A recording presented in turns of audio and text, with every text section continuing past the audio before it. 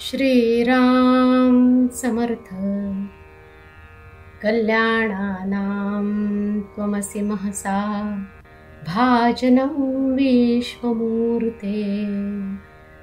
धुर्यां लक्ष्मीं अथ मयि वृष धेहि देव प्रसीद. यद्यत् पापं प्रतिजहि जगन्नाथ नम्रस्य तन्मे. भद्रं भद्रं वितर भगवन् भूयसे मंगलाय. श्रोता वक्ता श्रीराम समर्थ. जय जय रघुवीर समर्थ. नमस्कार सज्जनहो. आज आपण मंत्रशास्त्राच्या 5व्या भागात प्रवेश केला आहे. हा जो सूर्यास्ताचा व्हिडिओ आपण बघत आहोत हा उत्तराखंड मधल्या अल्मोड्याचा आहे. हा सनसेट पॉइंट आहे श्री रामकृष्ण कुटीरचा. श्री रामकृष्ण परमहंस यांच्या या कुटीरमधला एक अनुभव सहज आठवला म्हणून सांगते. नोव्हेंबर महिन्यात अल्मोड्याला 3 ते 5 डिग्री तापमान असतं.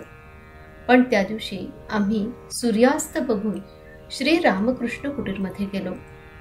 छान 15 ते 20 मिनिटं ध्यान झालं. अर्धा तास जप झाला. खूप प्रसन्न आणि शांत वाटलं. दिवसभराचा क्षीण क्षणात नाहीसा झाला. शरीरातली उष्णता इतकी वाढली की परतताना विंड चिटर आम्ही हातात घेतलं. नामाचा हा असा पहिलाच अनुभव होता. श्री रामकृष्ण परमहंसांच्या चरणामृताची गोडी तर काय वर्णावी. पृथ्वीवरचं अमृत ते हेच की काय असं सहज मनात आलं. तिथून पाय निघेना. पुन्हा कधी इथे यायला मिळतं असं खूप मनापासून वाटत होतं आणि अजूनही वाटतंय. आता आपल्या आजच्या भागाला सुरुवात करण्याआधी मागच्या भागाचा आढावा घेऊया. आत्ताच आपण बघितलं की श्रीराम जय राम जय जय राम या त्रयोदशाक्षरी मंत्राने जर एवढी ऊर्जा निर्माण होते तर गायत्री मंत्र ही तर साक्षात सूर्याची उपासना आहे, जी पंचमहाभूत आपल्या ब्रह्मांडात दिसतात ती आपल्या सूक्ष्म शरीरातही आहेत. मंत्रशास्त्राचा विचार करताना दुसऱ्या भागात आपण शब्दांचा विचार केला. त्या आधाराने मानवी शरीरातली 6 चक्र आणि त्याचे बीजमंत्र पण आपण जाणून घेतले. आजच्या 5व्या भागात प्रवेश करताना मागच्या भागाचा आढावा घेताना आपल्या पिंडात म्हणजे शरीरात जे काही आहे ते ब्रह्मांडात कसं आहे हे थोडक्यात बघूया. आकाशाचा गुण आहे शब्द, म्हणून आकाशवाणी हा शब्द रूढ झाला आहे. वायूचा गुण आहे शब्द आणि स्पर्श.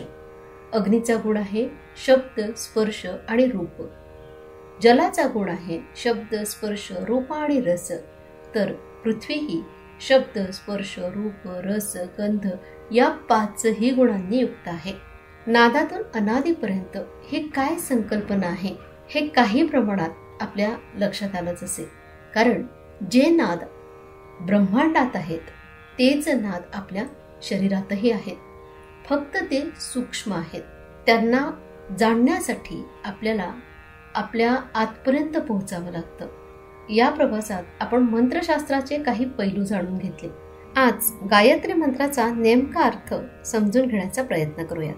हिंदू धर्मानुसार सर्व मंत्रांमध्ये गायत्री मंत्र हा सर्वश्रेष्ठ मंत्र आहे.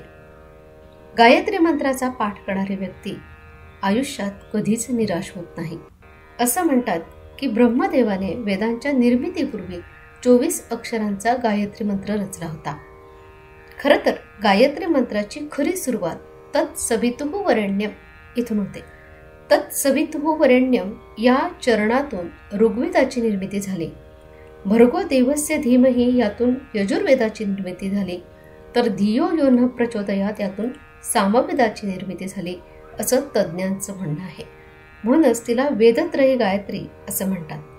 वेद आणि उपनिषद यामध्ये सांगितल्याप्रमाणे कुठल्याही मंत्राच्या आधी ओम लावणं अत्यंत आवश्यक आहे. ओमचा उच्चार केल्यावरच कुठलाही मंत्र सुरू करावा असा प्रघात आहे. का हे आपण खरं तर याच्या आधी पण जाणून घेतलं आहे. अ उ म या ओंकाराच्या 3 मात्रा म्हणजेच उत्पत्ती स्थिती आणि लय.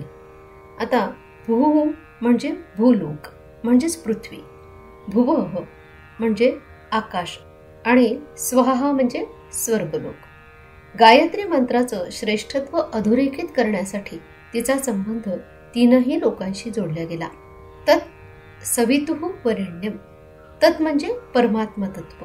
आपण अथर्व शीर्षात म्हणताना पण म्हणतो तत्त्वमसि, म्हणजे ते परमात्मा तत्व तूच आहेस. मातृ पितृ यासारखाच सवितृ हा ऋकारांत शब्द आहे. तृ हा सृजनाचा प्रत्यय आहे. सविता म्हणजे उगवता सूर्य, ज्याच्यापासून या विश्वाची उत्पत्ती झालेली आहे. भूमंडळात अनेक सूर्य आहेत, त्यातला सृष्टीचं सृजन करणारा सूर्य म्हणून तो इतर सूर्यांपेक्षा श्रेष्ठ आहे. यावरून असं लक्षात येतं की आपल्या मिल्की वे गॅलेक्सीमध्ये अनेक सूर्य आहेत हे आपल्या ऋषीमुनींना आधीच माहिती होतं. भर्ग म्हणजे तेज. अत्यंत तेजस्वी अशी ही गायत्रीची उपासना आहे, कारण ती शेवटी सूर्योपासना आहे. धी म्हणजे बुद्धी.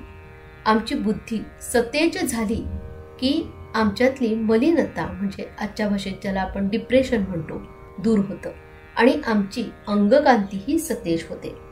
ध्येय म्हणजे धर्माचरण, थोडक्यात कर्तव्यपालन. कर्तव्यपालनामध्ये कुठेही कसूर होऊ नये असं वाटत असेल तर गायत्री मंत्रासारखी उपासना नाही. यह म्हणजे जो आणि नह म्हणजे आम्हाला. प्रचोदयात म्हणजे अग्रेसर करू. थोडक्यात आमचं कर्तव्य योग्य रीतीने पूर्ण करण्यासाठी लागणारी शक्ती आमच्यात संक्रमित करून ती सूर्यदेवता गायत्री आम्हाला अग्रेसर बनवते.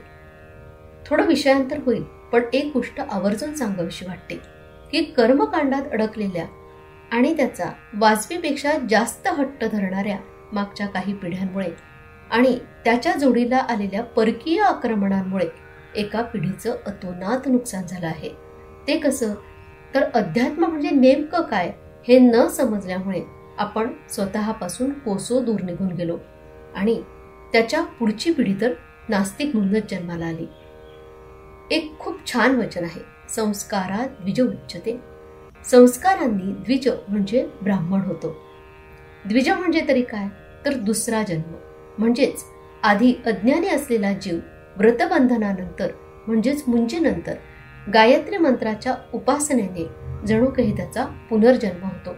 गायत्री मंत्राचं सामर्थ्य तर आपल्या लक्षात आलंच असेल आणि ब्राह्मण कोणाला म्हणायचं हेही कदाचित लक्षात आलं असेल.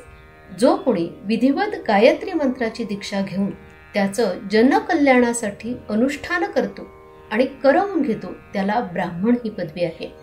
व्यवहारातही आपण ज्याच्याकडे ज्या क्षेत्रातली पदवी असेल त्या क्षेत्रात त्याचंच मार्गदर्शन घेतो. असं जर आहे तर गायत्री मंत्राची उपासना आपण ज्यांच्याकडून घेणार आहोत ती अधिकारी व्यक्ती असायला हवी. खरं तर आपण कोणत्या जातीत जन्माला यायचं हे आपल्या हाती नाही. तेव्हा अशा कुठल्याच गोष्टींचा विचार न करता प्रत्येकाने स्वतःचा उत्कर्ष करून घ्यावा. कारण काहीही असो, आपल्या मूळ संस्कारांपासून आपण दूर गेलो आहोत हे सत्य नाकारता येत नाही. पण आपल्या पुढच्या पिढीमध्ये तरी हे संस्कार रुजावेत यासाठी आपण नक्की प्रयत्न करू शकतो. त्यासाठी सद्गुरूंकडून योग्य मार्गदर्शन घेऊ शकतो. श्रेष्ठत्वम जन्मनानैव. आपण कोणाच्या घरात जन्माला यायचं हे आपल्या हाती नाही. त्यावरून आपलं श्रेष्ठत्व ठरत नाही, तर आपल्या गुणांमुळे आपलं श्रेष्ठत्व ठरतं. मंत्रशास्त्र हा एक खूप चांगला उपाय आहे, पण आपण आपला उत्कर्ष मात्र स्वतःच करून घेऊ शकतो. तेव्हा गायत्री मंत्राचा जप केल्याने श्रेष्ठत्व नक्की आपल्यामध्ये येईल. गायत्री मंत्राचा जप हा त्याकरता सर्वश्रेष्ठ उपाय आहे. आता गायत्री मंत्राचा अर्थ आपण सलगपणे जाणून घेऊया. विश्वाची उत्पत्ती ज्याच्यापासून होते त्याचे आम्ही ध्यान करतो. तोच सच्चिदानंद रूप आहे. तो अज्ञानाचा नाश करणारा आहे. सविता देवाचे अत्यंत प्रिय किंवा सर्वश्रेष्ठ असे जे तेज आहे त्याचे आम्ही ध्यान करतो. तो आमच्या बुद्धीला विचारांना प्रेरणा देणारा आहे. गायत्री मंत्रात परब्रह्माचे म्हणजे सत्याचे स्मरण करताना आपल्या डोळ्यांना दिसणारा सूर्यच समोर आणायचा असतो. तो सविता आमच्या सर्वांच्या बुद्धीला प्रेरणा देव अशी प्रार्थना यामध्ये करायची असते. तज्ज्ञांच्या सांगण्याप्रमाणे जर आपण वैज्ञानिक आधारावर गायत्री मंत्राचा जप करण्याचा जो परिणाम आहे त्याकडे पाहिलं तर गायत्री मंत्राचा जप केल्यामुळे प्रति सेकंद 1,10,000 ध्वनिलहरी निर्माण होतात, ज्या विश्वात 34 अब्ज कंपनं निर्माण करू शकतात. गायत्री मंत्राचा जप करताना ध्यान केलं तर मानवी मेंदूमध्ये सकारात्मक किरण निर्माण होतात आणि मानवी मेंदूतून अल्फा, बीटा, गामा, डेल्टा हे किरण सतत बाहेर पडत राहतात. जप करताना शांत स्थितीत अल्फा किरण पृथ्वीभोवती चुंबकीय वारंवारता निर्माण करतात. म्हणून गायत्री मंत्राचा जप करताना 2 प्रकारचे वर्तुळ तयार होतात. पहिला पृथ्वीला छेदतो आणि सूर्याकडे जातो, तर दुसरा वेगवेगळ्या वारंवारतेवर 7ही जगात एकाच ठिकाणी राहतो. मानवी शरीरात 3 ग्रंथी आहेत: ब्रह्मा ग्रंथी, रुद्र ग्रंथी आणि विष्णू ग्रंथी. गायत्री मंत्र हा मानवी शरीरातल्या इतर घटकांना कंपित करतो. तसंच मानवी मेंदूमध्ये 100 अब्ज पर्यंत न्यूरॉन्स असतात. एक न्यूरॉन 100 वर्षाच्या गोष्टी लक्षात ठेवू शकतो. प्रत्येक न्यूरॉन 1000 ठिकाणी जोडलेला असतो. म्हणून गायत्री मंत्राचा जप केल्याने वैश्विक ऊर्जा आणि सौर ऊर्जा प्राप्त होऊन मानवामध्येही दैवी शक्ती विकसित होते. शास्त्रज्ञांचा असा विश्वास आहे की सर्व लोकांनी गायत्री मंत्राचा जप केला पाहिजे. तो बुद्धिमत्ता विकसित करतो आणि व्यक्तीला सकारात्मक ठेवतो. म्हणूनच गायत्रीला महामंत्र असं म्हणतात. वेदांमध्ये आणि उपनिषदांमध्ये जे सांगितलं आहे की ओंकाराचा उच्चार हा सुरुवातीला का करावा, तर ओंकाराचा आवाज हा विश्वात प्रतिध्वनित होतो आणि त्यामुळे बुद्धी तेजस्वी होते. गायत्री मंत्र यजुर्वेदाच्या मंत्राच्या आणि ऋग्वेदाच्या श्लोकांच्या संयोजनाने बनलेला आहे. गायत्री मंत्राच्या जपामुळे व्यक्तीच्या शरीरात अत्यंत सकारात्मक ऊर्जा पाठवली जाते, ज्यामुळे दैवी शक्तीची अनुभूती येते. शिक्षण घेणाऱ्या विद्यार्थ्यांसाठी हा मंत्र सर्वोत्तम आहे. गायत्री मंत्र 24 अक्षरांनी बनलेला आहे. असं म्हटलं जातं की ही 24 अक्षरं म्हणजे 24 अवतार, 24 ऋषी, 24 शक्ती, 24 सिद्धी आणि 24 शक्ती बीज आहेत. शुद्ध पद्धतीने आणि नियमानुसार त्याचा जप केला तर जीवनातली प्रत्येक समस्या दूर होते. या 24 बीजमंत्रांचा परिणाम नेमका कसा होतो हे पुढल्या भागात जाणून घेऊया. सर्वे अत्र सुखिनः सन्तु, सर्वे सन्तु निरामयः, सर्वे भद्राणि पश्यन्तु, मा कश्चित् दुःखमाप्नुयात्. जय जय रघुवीर समर्थ.